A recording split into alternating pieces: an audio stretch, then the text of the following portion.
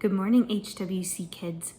Names can be something really special and unique, can't they?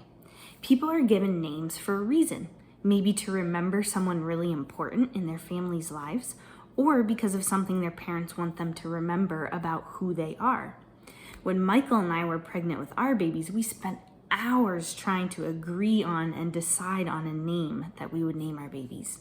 So Sarah is named after my great grandma, an amazingly wonderful lady who is so special to all of us. Her name also means princess.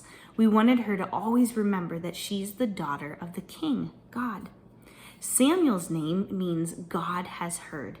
We had Samuel after a really sad time in our family, and we prayed so hard for Samuel's health and safety and arrival, and God heard our prayers. My name, Emily, means industrious or hardworking. Do you think my parents named me that so I would be extra good at doing the chores they asked me to do? I don't know. Well, names are important now, but back in Bible times, they were even more important. Names described people or stated their place in God's plan. Their names almost defined who they were meant to be. And sometimes God changed people's names to reflect a change in that person or in their purpose. Now, this month in Kids Connect, we're talking about Esther and how God used her to save his people. Esther's name before she became the Queen of Persia was Hadassah, which means myrtle tree. And back then, the myrtle tree in that time was symbolic of peace and love and righteousness.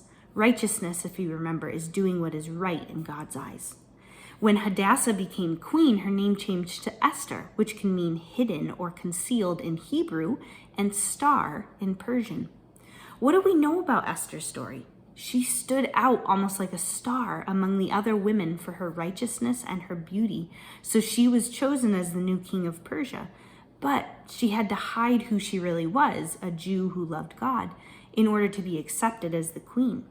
God used her where she was hiding to do his will, stand up for what was right, and save God's people from being killed. Esther lived out the meaning of her names.